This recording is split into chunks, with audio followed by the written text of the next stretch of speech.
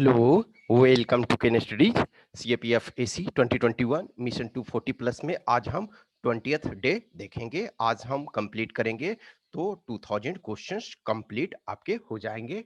I hope कि आपका जो रिवीजन है, रिवीजन मल्टीपल टाइम्स जो रिवीजन है वो अच्छा चल रहा है।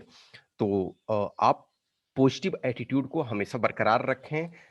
Yes, some time ups downs होते रहते हैं, व्हाट इफ, ये सब व्हाट इफ एंड ऑल ये चलते रहता है, लेकिन आपको पॉजिटिव हमेशा रखना है। Positivity is always more than negativity that should be there, कि आपका पास पॉजिटिविटी जो है वो निगेटिविटी से अधिक होगा, तभी आप प्रॉपर तरीका से सक्सेस हो पाएंगे। Yes, everyone has some area of weakness, कि हमारा ये पोर्शन सही नहीं हुआ है, ये पोर्शन जो आपका स्ट्रॉन्ग है, जितना अभी आप कर सकते हो, जो पुअर सेक्शन है उसमें आप, यस, आप थ्योरी का किताब लेकर के इस समय नहीं बैठ जाओगे, लेकिन जितना अधिक से अधिक है प्रैक्टिस कर सकते हो, वो प्रैक्टिस से आपका ये आएगा। तो आज का हम फर्स्ट क्वेश्चन देखते हैं।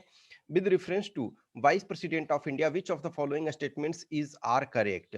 करा he is elected by an electoral college comprising of elected members of both the houses of parliament and state legislatures। तो ये आपका जो है ये प्रेसिडेंट के लिए होता है, ये वाइस प्रेसिडेंट के लिए नहीं होता है, तो ये गलत हो गया। वाइस प्रेसिडेंट के लिए members of both the houses of Lok Sabha and Rajya Sabha, उसमें इलेक्टेड नहीं, वो इलेक्टेड प्लस नॉमिनेटेड सारे पार्टिसिपेट करते हैं। ये जो आपका इलेक्टोरल कॉलेज है ये प्रेसिडेंट ऑफ इंडिया के द्वारा के लिए दिया हुआ है। करा second, the Lok Sabha has no role to play in the removal of the vice president, ये भी गलत है। देखो, जो राज्यसभा के, चूंकि जो वाइस प्रेसिडेंट होते हैं कि वो राज्यसभा के चेयरपर्सन होते हैं, तो राज्यसभा के एक्स ऑफिशियो वो चेयरपर्सन होते हैं, तो उनको जो हटाने का प्रक्रिया है वो राज्यसभा में स्टार्ट होता है, और उसमें इफेक्टिव मेजोरिटी से उन्हें पास किया जाएगा, फिर उसके बाद लोकसभा में सेंड किया जाएगा, और लोकसभा में सिंपल मेजोरिटी से पास किया जाएगा। तो सेकेंड स्टेटमेंट भी गलत हो गया। थर्ड स्टेटमेंट का रहा है, the constitution of India mentions no ground for removal of the vice president. Yes, ये जो है प्रेसिडेंट, वाइस प्रेसिडेंट को हटाने के लिए कोई आधार का उल्लेख नहीं किया गया है, तो सी, ये 3 ओनली करेक्ट है, तो आपका बी आंसर हो गया। नेक्स्ट है, in a garden there are 13 rows and 11 columns of tree. The distance between two trees is 4 meters, and distance of 2 meters is left from all sides of the boundary of the garden, the area of garden। देखो, ये आपका area, ये garden है, ठीक है। तो जो चारों तरफ जो है वो 2 मीटर का छोड़ा गया है, ठीक है। 2 मीटर का ये आपका छोड़ दिया गया है। उसके बाद जो ये प्लांट्स लगे हुए हैं, तो इसमें रो आपके कितने हैं? 13 हैं, ठीक है। तो रो 13 है, और आपके कॉलम जो है वो 11 हैं, ठीक है। तो रो और कॉलम एक तरह से दो पेड़ के बीच में, यानी एक पेड़ यहाँ है, एक पेड़ यहाँ, फिर इधर, तो दो पेड़ों के बीच में क्या है? डिस्टेंस है 4 मीटर है। और इधर देखो 2 मीटर इधर, 2 मीटर इधर, 2 मीटर इधर, 2 मीटर इधर।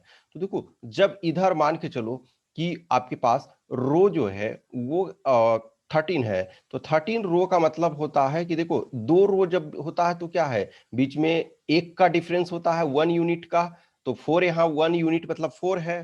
तो उसे ही 13 है, तो 13 का मतलब है 12 यूनिट का, तो 12 इंटू 4, तो ये 48 हो गया, और प्लस 2 मीटर इधर और 2 मीटर इधर, तो ये आपके 4 मीटर, यानी कि जो 52 मीटर आपका लेंथ हो गया। और उसे ही विड्थ आप, ये आपका कितना हो जाएगा? तो ये 11 है, तो 11 है का मतलब है कि 10 इंटू 4 और प्लस फिर 4, तो 44।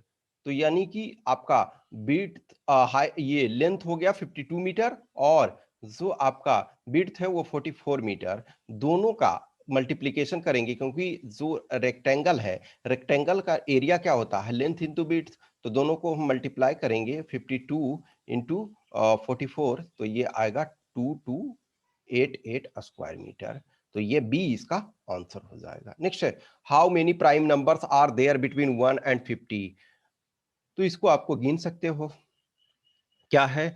सबसे पहले 2 है, फिर आपके पास 3 है, फिर 5 है, 7 है, 11 है, 13 है, ठीक है, 17 है, 19 है, ठीक है। 19 के बाद 23 है, 23 के बाद आपके पास 29 हो जाएगा, 31 हो जाएगा, 37 हो जाएगा, 41 हो जाएगा, 43 हो जाएगा और 47 हो जाएगा।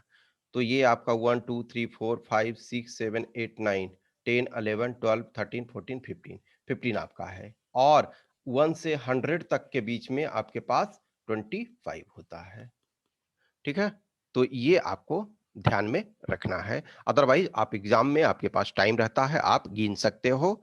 ठीक है? तो बी इसका आंसर हो गया। नेक्स्ट है, which among the following cities has topped the global liveability index 2021 published by EIU economic intelligence unit. तो ये इसमें फर्स्ट रैंक पे है ऑकलैंड। ऑकलैंड जो है न्यूजीलैंड में है।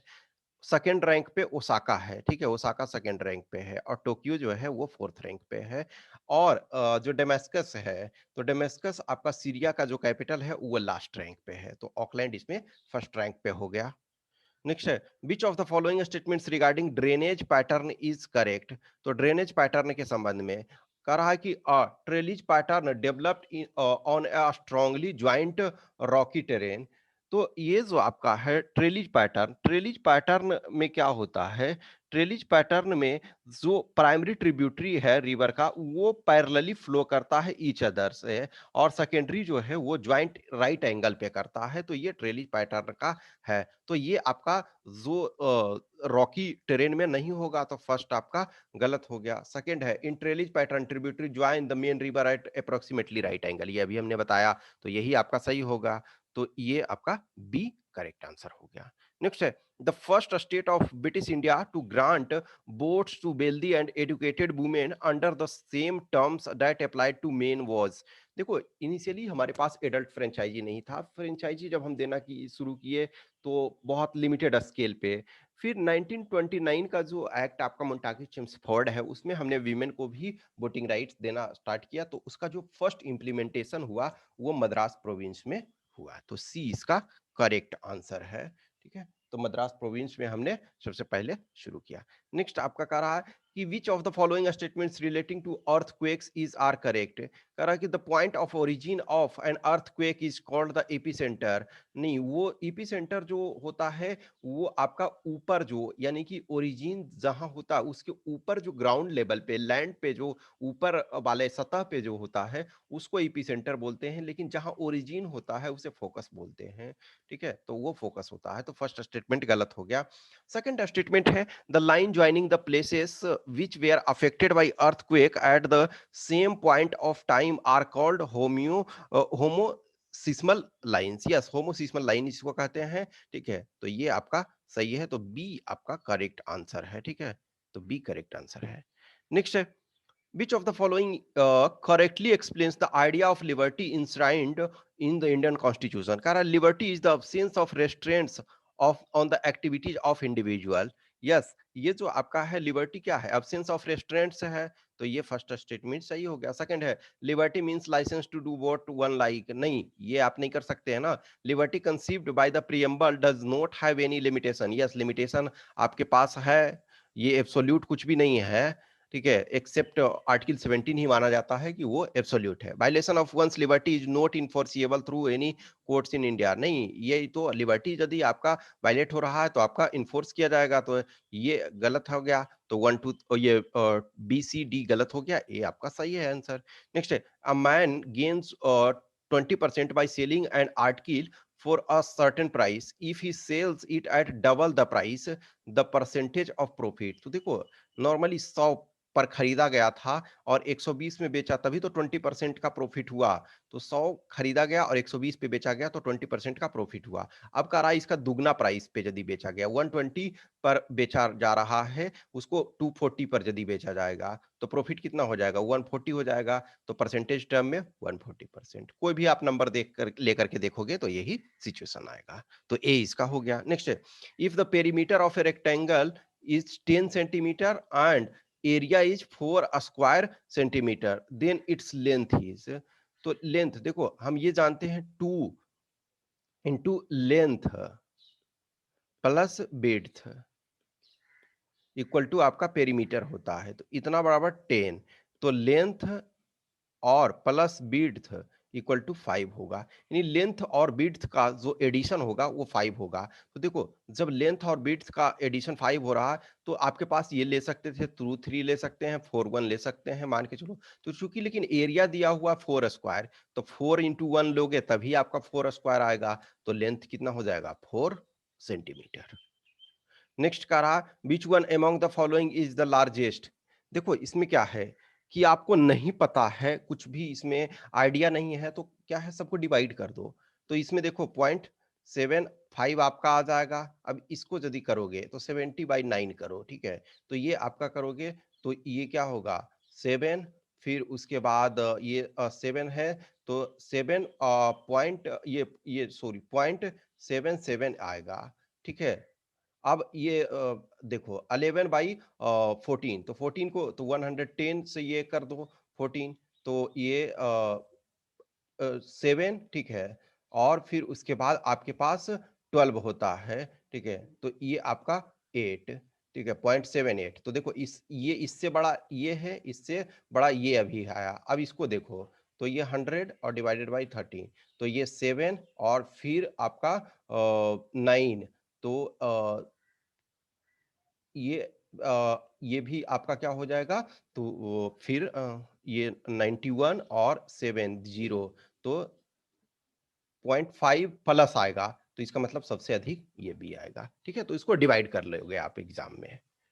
नेक्स्ट है, which among the following events happened earliest? Kakori conspiracy 1925, Muslim league past resolution for demanding Pakistan 1940, outbreak of first world war 1914, Chittagong armoury raid 1930।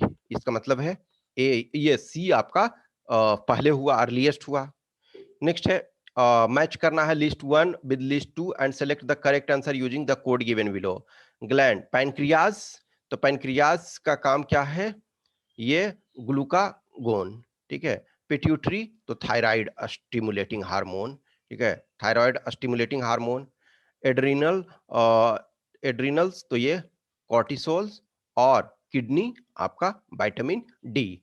तो ये इसका ए आंसर हो गया। नेक्स्ट है, which of the following statements is are correct about Indian national army? देखो Indian national army को आज के डेट में जो सुभाष चंद्र बोस को काफी हाईलाइट किया जा रहा है। तो its idea was conceived by Subhash Chandra Bose नहीं, ये कैप्टन मोहन सिंह के द्वारा किया गया था। मोहन सिंह, अब मान के चलो मोहन सिंह के लिए आएगा, एक चीज दिखना, मोहन सिंह जो है, सुभाष चंद्र बोस तो बहुत पहले अर्ली उनका डेथ हो गया। इसमें जैसे देखो कैप्टन लक्ष्मी सहगल, वो बहुत बाद तक रही, हम लोग के टाइम तक रही, और इनफैक्ट वो प्रेसिडेंट ऑफ इंडिया के लिए भी उन्होंने फाइट किया। तो कैप्टन लक्ष्मी सहगल, फिर मोहन सिंह भी 1989 में इनका डेथ हुआ। और ये आपके जो है कहीं ना कहीं जो आजाद हिंद, सॉरी 1989, ठीक है, उनका डेथ हुआ है। तो हमारे टाइम में एक तरह से हम जब पैदा हो गए उसके बाद वो उनका डेथ हुआ। तो उसमें से वो देखोगे कि फिर जो आजाद हिंद फौज थे, उनके जो भी फाइटर्स थे, उनको एक तरह से फ्रीडम फाइटर का दर्जा दिलाने के लिए इन्होंने स्ट्रगल किया। फिर उसके बाद पंजाब लेजिस्लेटिव असेंबली में भी ये इलेक्ट हुए। फिर उसके बाद राज्यसभा में 2 टाइम्स ये गए, ठीक है। तो ये कैप्टन मोहन सिंह थे। तो ये आपका गलत हो गया। नेक्स्ट है, it comprised of Indian prisoners of war. Yes, ये सही है। तो बी इसका सही आंसर हो जाएगा, क्योंकि ए आपका ये गलत हो गया। तो बी इसका 2 ओनली करेक्ट आंसर हो जाएगा। नेक्स्ट है, which of the following is the benefits of FDI? यानी फॉरेन डायरेक्ट इन्वेस्टमेंट के जो बेनिफिट्स क्या हैं? Create higher output and jobs. Yes, यदि ये उसका लक्ष्य बेनिफिट भी है कि देखो अधिक से अधिक यदि आपका इन्वेस्टमेंट यहाँ होगा तो जॉब जनरेट होगा और हायर आउटपुट तो मिलेगा ही। Raise level of investment, yes, investment तो बढ़ेगा ही। अपग्रेडेशन ऑफ टेक्नोलॉजी, यस, कोई भी मान के चलो कि कोई माइक्रोसॉफ्ट है या फिर कोई और कंपनी है, जनरल इलेक्ट्रिक है या व्हाटसोएवर जो हुंडई है, तो कोई भी कंपनी यहाँ आती है तो टेक्नोलॉजी भी अपग्रेड होगा। Help finance a current account deficit. Yes, current account deficit को भी ये फाइनेंस करने में मदद करेगी। डॉलर यहाँ आपके पास आएगा, ठीक है। तो develop human and institutional capability. Yes, ये भी सही है। तो all the above are correct. तो डी इसका करेक्ट आंसर हो जाएगा। नेक्स्ट है, what is the missing number X of the series? इस सीरीज में मिसिंग नंबर क्या है? तो देखो इसमें अब पहले देखो, इसमें 10 का डिफरेंस है और इसमें 12 का डिफरेंस है। तो यदि हम यहाँ 8 का डिफरेंस करके देखते हैं, ये हाँ, ठीक है, ये 10 का डिफरेंस है और ये आपका 12 का डिफरेंस है। तो हम यहाँ करके यदि देखते हैं, तो नॉर्मली ये आपका जब देख रहे हो, तो आइदर 4 हो सकता है, ठीक है? 4 हो सकता है, फिर या फिर आप 6 कर सकते हो, तो ठीक है, तो डिफरेंस देख लेना। तो यदि आप यहाँ नॉर्मली करते हो, तो ये के बीच में हम यदि ऐसा करते हैं कि यहाँ 8 रखते हैं डिफरेंस, चूँकि देखो 10 और 12 चल रहा है, तो हम यहाँ 8 रख के देखते हैं और यहाँ का डिफरेंस 6 रख के देखते हैं। तो 7 और प्लस 6 करते हो तो 13 आता है और 13 प्लस 8 करते हो तो 21 आता है। तो इसका मतलब है 13 यहाँ हमको रखना पड़ेगा 6 ऐड करके। तो सी इसका करेक्ट आंसर हो गया। नेक्स्ट है, which of the following statements is are true about calculating the GDP of a nation? Kara buying or selling of a second hand products is not included in calculation. Yes, ये calculate नहीं किया जाता second hand products जो भी से, क्योंकि second hand product में new manufacturing नहीं हो रहा है ना। यस, यदि सेकेंड हैंड मान के चलो कार आप सेल कर रहे हो, तो उसमें यदि आपने नया टायर लगा के किया है तो उस टायर का होगा, लेकिन कार का तो हम पहले ही कर चुके हैं। अब यदि सेकेंड हैंड का आप करोगे तो जीडीपी बहुत बढ़ जाएगा, क्योंकि मल्टीपल टाइम मान के चलो कि एक ही साल में कोई कार 10 टाइम्स सेल हो गया, तो आप उसको 10 टाइम्स नहीं ऐड करोगे ना, वन टाइम जो मैन्युफैक्चरिंग हुआ तब आप उसको करोगे। तो फर्स्ट स्टेटमेंट सही है। नेक्स्ट है, the financial transaction made in the economy are not counted. Yes, ये भी नहीं। देखो, इन्वेस्टमेंट का मतलब नॉर्मल इकोनॉमी में इन्वेस्टमेंट और हमारे अपने पर्सनल लाइफ में इन्वेस्टमेंट, ये दोनों अलग अलग होता है। हमारे पर्सनल लाइफ में इन्वेस्टमेंट का मतलब है कि हमने कोई फाइनेंशियल एसेट खरीदा या कोई और चीज को खरीदा, तो वो इन्वेस्टमेंट हम मानते हैं। मान के चलो किसी ने इंश्योरेंस प्रोडक्ट खरीद लिया, किसी ने शेयर मार्केट में इन्वेस्ट कर दिया, किसी ने जो भी बैंक में डिपॉजिट कर दिया, वो इन्वेस्टमेंट माना जाता है। लेकिन जो इकोनॉमी में इन्वेस्टमेंट होता है, वो इन्वेस्टमेंट माना जाता है जब आप कोई यूजफुल एसेट खरीद रहे हो जिससे प्रोडक्शन बढ़े। मान के चलो कि आपने एक कंप्यूटर खरीदा, तो यदि कंप्यूटर खरीदा और उससे प्रोडक्टिविटी इकोनॉमी की बढ़ रही है, तो वो आपका इन्वेस्टमेंट में आएगा। ठीक है, तो both 1 and 2 are correct. Next है, currencies are said to be at purchasing power parity when. तो परचेजिंग पावर पैरिटी का मतलब होता है कि टू करेंसी है, तो उसमें दोनों कंट्री में जो कॉमन बास्केट्स ऑफ आइटम है उसको लेकर के हम कंपैरिजन करते हैं। तो इसमें क्या होगा कि real exchange rate is equal to 1। ये नहीं, देखो नॉमिनल टर्म में कुछ भी हो सकता है। नॉमिनल टर्म में मान के चलो कि $1 बराबर 75 रुपी हुआ, लेकिन जो एक्सचेंज रियल में उसका वैल्यू क्या है, उसका वैल्यू परचेज करने का, तो वो परचेज करने का यदि वैल्यू एक्चुअल पावर जो मनी का है, वो परचेज करने का वैल्यू यदि इक्वल टू 1 है, यानी कि दोनों में इक्वल है, तो उसको पीपीपी कहते हैं। पीपीपी पे हमारा कंट्री जो है थर्ड लार्जेस्ट इकोनॉमी है, लेकिन इकोनॉमी के टर्म में, नॉमिनल इकोनॉमी के टर्म में हमारा फिफ्थ लार्जेस्ट इकोनॉमी है। देखो क्या होता है एक्चुअल में, क्या है कि नॉमिनल आपको बहुत सारा पैसा दे दिया जाए, लेकिन इन्फ्लेशन वगैरह बहुत ज्यादा हो जाए तो उसका कोई मतलब नहीं। एक्चुअल में तो क्या है, परचेजिंग पावर ही आपका मायने रखता है ना। जस्ट एग्जांपल लो कि किसी को सैलरी 1 लाख रुपया कर दिया गया, लेकिन सारी चीज की महंगाई बहुत बढ़ गया, तो उसका कोई बेनिफिट नहीं है। लेकिन सैलरी कम रहे, लेकिन सारी चीजें सस्ता मिले, तो वो रियल वैल्यू क्या मिल रहा है वो मायने रखता है। तो real exchange rate is equal to 1, तो ए इसका करेक्ट आंसर है। नेक्स्ट है, a person sold an article for 3600 and got a profit of 20%. Had he sold the article for 3150, how much profit would he have got? तो देखो 3600 में बेचा है और 20% प्रॉफिट हुआ, यानी कि 120% इक्वल टू 3600। तो 100% बराबर क्या हो जाएगा, 3600 गुने 100 इक्वल टू 120। तो ये इसका मतलब 3000 इसका कॉस्ट प्राइस है, 3000 कॉस्ट प्राइस। अब 3000 कॉस्ट प्राइस है, तो 3150 में सेल हो रहा है यदि, तो 150 आपका प्रॉफिट है, 150 रुपीज आपका प्रॉफिट है। अब तो प्रॉफिट 150 है, तो इसका मतलब क्या, 5% है। 30 इंटू 5 करोगे तो 300, ये 150 आएगा, तो इसका मतलब 5% इसका प्रॉफिट है। तो हो गया बी। नेक्स्ट है, the perimeter of a rectangle having area equal to 144 square centimetre and side in the ratio of 4:9। तो कह रहा कि पेरीमीटर इसमें प्राप्त करना है। तो देखो जो एरिया कह रहा, एरिया 144 स्क्वायर सीएम है, स्क्वायर सेंटीमीटर, और जो साइड का रेशियो है तो 4, ये 4x into 9x equal to 144 square centimetre. तो 36x स्क्वायर इक्वल टू आपका कितना हो जाएगा? तो 36x स्क्वायर मतलब आपका 144।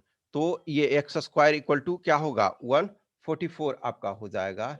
तो एक्स स्क्वायर इक्वल टू 144। अब देखो तो एक्स इक्वल टू 2 हो जाएगा। तो ये क्या होगा? 4 है, तो 4 इंटू 2 8, और ये हो जाएगा आपका 18। अब क्या होता है? तो पेरीमीटर 2 इंटू 8 प्लस 18, तो 8 प्लस 18 26 और इंटू 2 तो 52 सेंटीमीटर। तो ए इसका करेक्ट आंसर हो गया। नेक्स्ट है, which among the following banks has topped the list of world's best bank 2021 for India released by Forbes magazine? तो ये जो इंडिया के जो बैंक है, बेस्ट वर्ल्ड्स बैंक में इंडिया में जो फॉरेन बैंक इंडिया में वर्क कर रहे हैं, और जो इंडिया में मीन्स है कि इंटरनेशनल ऑपरेशन कर रहे हैं।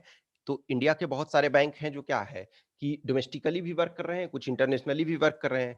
तो इंडिया में जो वर्क करने वाले बैंक में है उसमें टॉप में से जो है डीबीएस बैंक है, यानी डेवलपमेंट बैंक ऑफ सिंगापुर। ये डी इसका करेक्ट आंसर है। नेक्स्ट है, A invested 76,000 in a business. After few months, B joined him with 57,000. At the end of the year, the total profit was divided between them in the ratio of 2:1. After how many months did B join? तो देखो, ए जो है 12 महीने के लिए पूरा join किया है, तो 7600, ये 76,000 इंटू 12 मंथ के लिए। लेकिन जो आपका ये सी है, सॉरी बी है, तो बी के बारे में हम अभी तक ये नहीं पता है ना कि कितने मंथ, तो हम यक्स मान लेते हैं। तो एक तरह से इतना, और ये जो है 57,000 और इंटू ये 12 माइनस एक्स, ये 12 महीने से कम इसने ये लगाया है। ठीक है? तो इसने तो पूरा नहीं लगाया, तो ये इतना, इतना बराबर प्रॉफिट आपका क्या है? ठीक है? तो प्रॉफिट आपका क्या है कि 2:1 में है, 2:1। अभी देखो इसमें 0-0 ये कर दो, तो 19 से करोगे तो 4 और ये 3, तो 12 ये 48 हो जाएगा, और डिवाइडेड बाई तो 36 और माइनस एक्स इक्वल टू 2:1। तो इधर ये करोगे तो 48 इक्वल टू 36 तो 72, और माइनस ये आपका 2x। ठीक है? तो 2x इधर जाएगा, तो ये आ, एक सेकेंड। ठीक है? ये 3, सॉरी सॉरी, ये 3 है। ठीक है ना? तो ये 3x, तो 36 और माइनस ये 3x, सॉरी 3x। ठीक है ना? तो 3x इधर ये करोगे तो 72 माइनस 6x। ठीक है? 6x इक्वल टू आपका 24 हो गया। ठीक है ना? तो 24 ये हो गया है, तो इसका मतलब है x इक्वल टू 4। तो x इक्वल टू 4 हुआ, तो यानी कि जो 8 महीने के लिए इसने इन्वेस्ट किया, तो 12 माइनस ये x इक्वल टू 8 महीने के लिए इसने इन्वेस्ट किया, तो कितने दिन बाद किया? तो 4 मंथ बाद किया। 4 मंथ्स बाद इसने इन्वेस्टमेंट स्टार्ट किया, और टोटल 8 मंथ्स के लिए किया। तो बी, चूंकि कह रहा है कि कितने मंथ्स बाद स्टार्ट किया, तो बी आ जाएगा। नेक्स्ट है, a number when divided by 342 gives remainder 47, when the same number is divided by 19, what would be the remainder? तो देखो 19 जो है से 342 कंप्लीटली डिविजिबल है।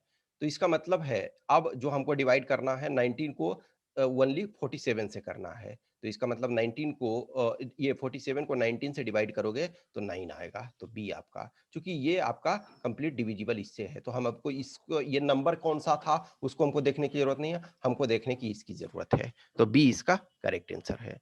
नेक्स्ट है, who has been conferred Indian personality of the year award at 51st IFFI international film federation of India?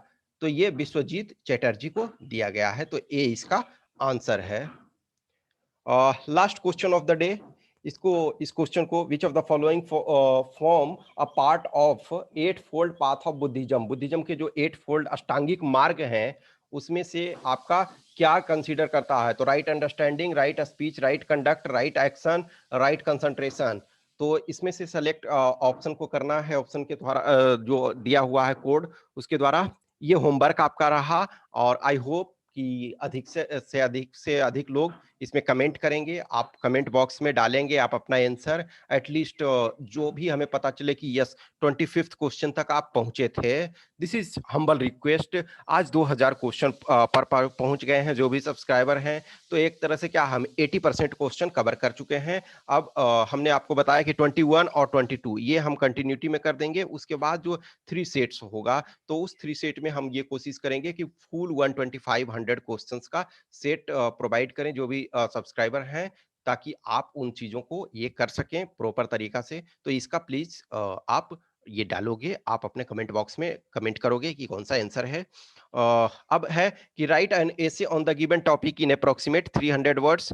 तो farmers protest and its impact on the economy, कि किसानों का विरोध या आंदोलन और अर्थव्यवस्था पर इसका प्रभाव। तो जो भी है किसानों का आंदोलन, एक तरह से अब ये मीडिया में न्यूज नहीं रहता, क्योंकि मीडिया में न्यूज बहुत सारे चीजें चलते रहती हैं। लेकिन अब शुरू में जो आप देखोगे कि 26 जनवरी के आसपास जितना इसने मूवमेंट ने हाईजैक किया था, अब आज के डेट में ये ठंडा पड़ता जा रहा है। इसका कारण क्या है कि किसी भी का जो होता ना कि स्ट्रगल, ट्रू स्ट्रगल जब गांधी जी करते थे, तो उस समय जब देश की आजादी थी तो पूरे बहुत सारे लोग उसमें शामिल थे, गांधी जी जैसे लोग उसमें शामिल थे, जवाहरलाल नेहरू और बहुत।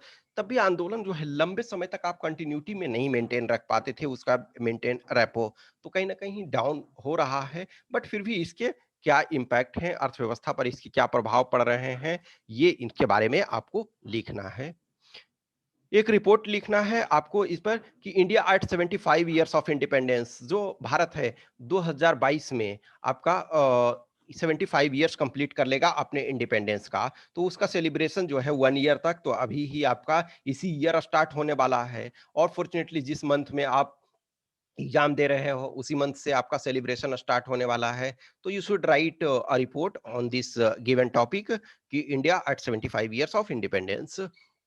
ठीक है, कुछ भी क्वेश्चंस क्यूरी है तो कमेंट बॉक्स में डालो, और प्लीज वो 25 क्वेश्चन नंबर का जो भी है आपका ऑब्जर्वेशन वो डालना। ठीक है, और यदि जिनको भी प्रोग्राम ज्वाइन करना है, टेस्ट लिखना है, वो आप संपर्क कर सकते हो। पर्सनल क्वेश्चन है वो आप हमें व्हाट्सएप नंबर पे या टेलीग्राम नंबर पे संपर्क कर सकते हो। Okay, thank you.